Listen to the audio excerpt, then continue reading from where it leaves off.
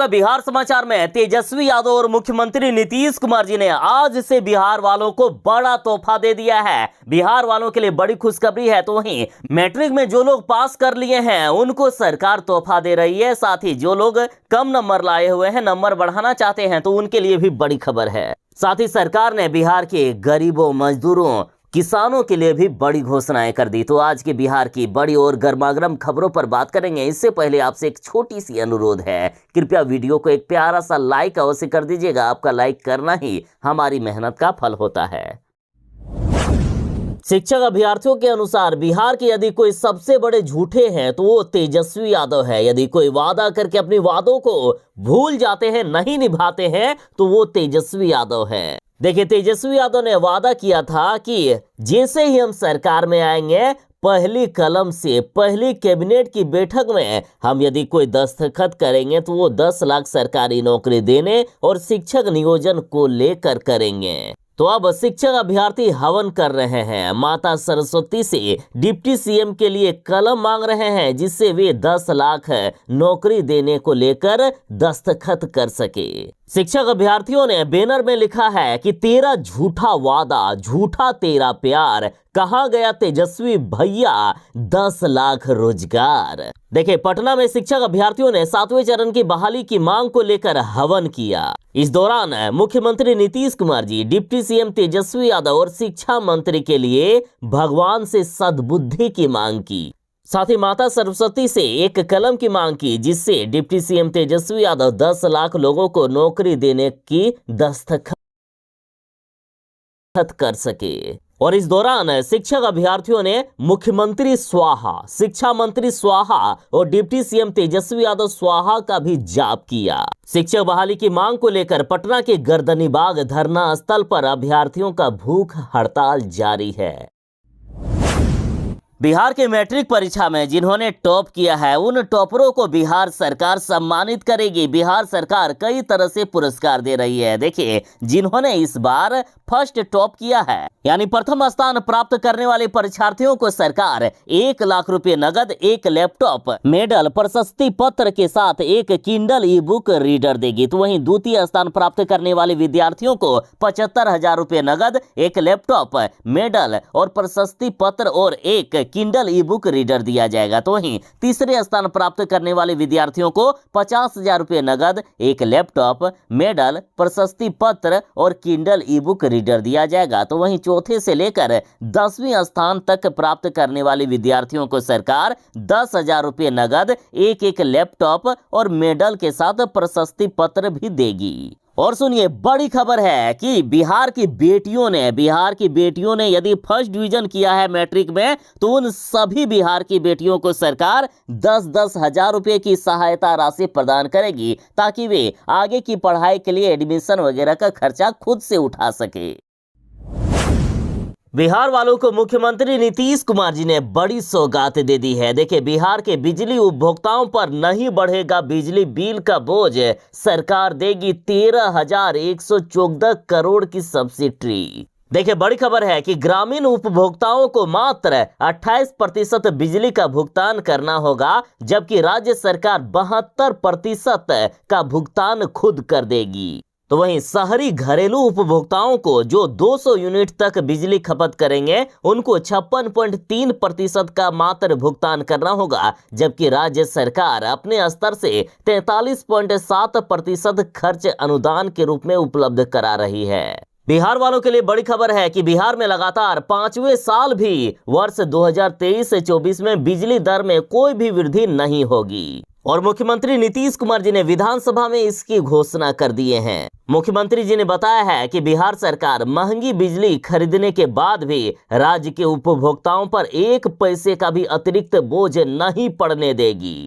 मुख्यमंत्री जी ने बताया कि 1 अप्रैल से ही बिहार में नई बिजली दर लागू हो रही है और राज्य सरकार उपभोक्ताओं के बोझ को कम करने के लिए अब बिजली कंपनियों को 13,114 करोड़ रुपए की सब्सिडी भरेगी। बता दें कि पूरे देश में सबसे महंगी बिजली बिहार को ही मिलती है।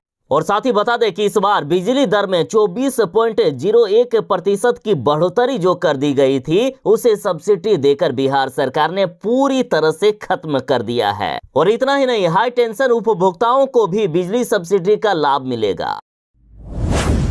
बिहार के मैट्रिक के अभ्यर्थियों के लिए बड़ी सूचना आ गई है। देखिए, जो लोग इस बार मैट्रिक का परीक्षा नहीं दे पाए, किसी तरह से वंचित रह गए, उनको पास होने का एक अंतिम मौका दिया गया है। साथ ही वैसे अभ्यर्थी जिनको लगता था कि उनका किसी भी विषय में ज्यादा नंबर आ सकता था, वे अपने नंबर से असंतुष्ट हैं, तो वे लोग अपने नंबर को बढ़ाने के लिए या अपनी कॉपी को रीचेकिंग या रीकाउंटिंग के लिए अप्लाई करवा सकते हैं, जिससे उसका नंबर बढ़ सकता है।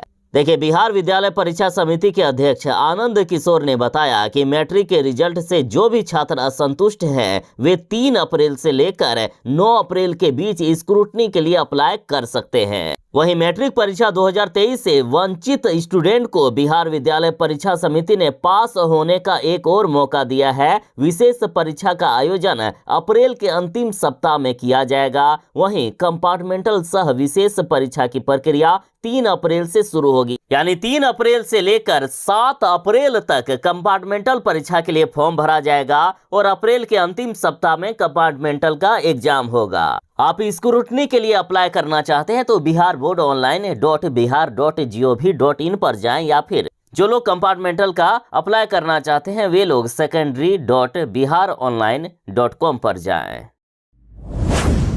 बिहार में कई विभागों में सरकारी नौकरियों की बारिश होने वाली है। यदि पुलिस विभाग की ही बात करें तो बिहार पुलिस में 68,360 पदों पर सीधी नियुक्ति होगी। कुल 75,543 पदों पर बहाली की जानी है। देखिए, एडीजी मुख्यालय ने बताया है कि सीधी नियुक्ति से भरे जाने वाले पदों में सर्वाधिक 35,774 पद सिपाही एवं समकक्ष के हैं। इसके साथ ही एएसआई एवं समकक्ष के 23,653, चालक सिपाही के 8,927 और डीएसपी के 6,000 पदों पर सीधी नियुक्ति की जानी है। देखिए, बिहार की बढ़ती संख्या और डायल 112 की आवश्यकता को देखते हुए गृह विभाग ने बिहार पुलिस के लिए 75,543 पदों का सृजन किया है। इसमें से 68,360 पदों पर सीधी नियुक्ति की जाएगी, जबकि 7,183 अन्य पदों पर प्रतिनियुक्ति के माध्यम से तैनाती होगी। और ये बहाली प्रक्रिया जल्द ही शुरू होने वाली है। इसके लिए जल्द ही बिहार सरकार नोटिफिकेशन जारी करेगी, फिर आप अप्लाई भी कर पाएंगे। बिहार सरकार शिक्षकों की बहाली कर नहीं रही है। तेजस्वी यादव ने तो ऐलान किया था कि यदि हम सरकार में आए तो सबसे पहले शिक्षकों की बहाली ही कर देंगे। पहली कलम से पहली कैबिनेट में यदि हम कोई दस्तखत करेंगे तो वो 10 लाख सरकारी नौकरी और शिक्षक अभ्यर्थियों को नौकरी देने के लिए करेंगे। लेकिन तेजस्वी यादव तो ठहरे धोखेबाज व्यक्ति। तेजस्वी यादव ने तो धोखा दे ही दिया है। उसके बाद शिक्षा मंत्री जी बार बार यही कहते हैं कि जैसे ही अगले कैबिनेट की बैठक होगी शिक्षक नियोजन नियमावली पर मोहर लगा दिया जाएगा। लेकिन कैबिनेट की बैठक होती रही, शिक्षा मंत्री जी झूठ बोलते रहे। पिछली बार भी नीतीश कैबिनेट में 7 एजेंडों पर मुहर लगी थी, लेकिन शिक्षक नियोजन नियमावली पर फैसला नहीं किया गया। इसके पहले सरकार विधायकों को पेंशन बढ़ा दिए, लेकिन शिक्षक बहाली पर फैसला नहीं किए। इससे सरकार के पास अपने एमएलए और एमएलसी को वेतन देने के लिए पैसा है। इनका वेतन लगातार बढ़ाया ही जा रहा है, लेकिन शिक्षक अभ्यर्थियों को पैसा देने की इनकी हिम्मत नहीं है। साथ ही बता दें कि 4 महीने पहले ही सरकार ने विधायकों और विधान पार्षदों का वेतन भत्ता बढ़ाया था और इस बार फिर से 25 से 30 हजार रुपए की इनकी वेतन भत्ते में बढ़ोतरी कर दी गई। साथ ही आपको बता दें कि एक बार यदि किसी तरह गलती से भी कोई एमएलए बन गया, कोई विधायक बन गया, तो इनको आजीवन वेतन मिलता ही रहता है। और मान लीजिए कि किसी तरह से गलती से 2 बार या 3 बार बन गए तो इनको जितनी बार ये बनेंगे उतना मल्टीप्लाई करके इनको पेंशन मिलता रहेगा। मान लीजिए कोई 5 बार विधायक बन जाता है तो उनको 5 गुना वेतन मिलता रहेगा, वो भी जिंदगी भर, जब तक वे मरेंगे नहीं तब तक। तो इधर शिक्षक अभ्यर्थियों ने धरना प्रदर्शन किया और सरकार को सद्बुद्धि मिले इसके लिए मां सरस्वती से मांग की। शिक्षक अभ्यर्थी हवन कर रहे हैं और कह रहे हैं कि सरकार मंत्री, विधायक और विधान पार्षद का अपना वेतन भत्ता नियमावली पास तो करवा लिए, लेकिन हमारी शिक्षक नियोजन नियमावली पर ये लोग बात ही नहीं करते हैं। इसलिए हम लोग प्रदर्शन कर रहे हैं और जब तक हमारी मांगों को पूरा नहीं किया जाएगा हमारा भूख हड़ताल जारी रहेगा। अब ये लीजिए, रामनवमी के बाद बिहार में दंगा हो गया है। बिहार के सासाराम में भारी बवाल हुआ, 2 घरों पर आग लगा दी गई, धारा 144 लागू करना पड़ा है। रामनवमी के बाद बिहार के रोहतास जिले के सासाराम से हिंसा की बड़ी खबर सामने आ रही है। 2 पक्ष यहां आपस में भिड़ गए और एक दूसरे पर पथराव करने लगे। तनाव की स्थिति को देखते हुए पूरे शहर में धारा 144 लागू किया गया है। पत्थरबाजी तो हुई ही, उसके साथ ही वाहनों में तोड़फोड़ भी की गई, साथ ही झाड़ी नुमा दुकान को भी आग के हवाले कर दिया गया और इस दौरान 2 घरों में आग भी लगा दी गई। वहीं मौके पर जिलाधिकारी व एसपी भी कैंप कर रहे हैं। साथ ही भारी संख्या में पुलिस बल की तैनाती भी की गई है। अब ये लीजिए, गया से भी बड़ी खबर आ गई। रामनवमी जुलूस के दौरान 2 पक्षों में बीच पथराव हुआ और कई पुलिस वाले इसमें चोटिल हो।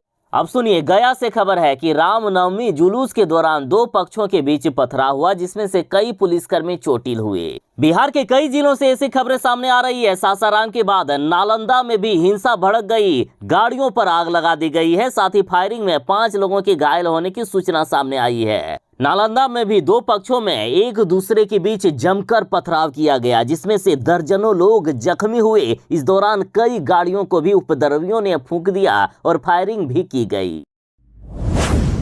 बिहार के मैट्रिक परीक्षार्थियों के लिए बड़ी खबर है। बिहार के 10वीं का रिजल्ट जारी कर दिया गया है। आप अपना रिजल्ट देख सकते हैं। साथ ही सरकार ने इस बार बड़ी घोषणा की है कि जिन्होंने टॉप किया है और फर्स्ट डिवीजन लाया है, सभी को सरकार पैसे और पुरस्कार देने वाली है। साथ ही बता दें कि बिहार ने 5वीं बार पूरे देश में इतिहास रच दिया, सबसे पहले रिजल्ट जारी करके दिखा दिया। बिहार में मैट्रिक में कुल 81.04% विद्यार्थी उत्तीर्ण हुए हैं, जिनमें से छात्रों की संख्या 6,61,570 है और छात्राओं की संख्या 6,43,633 है।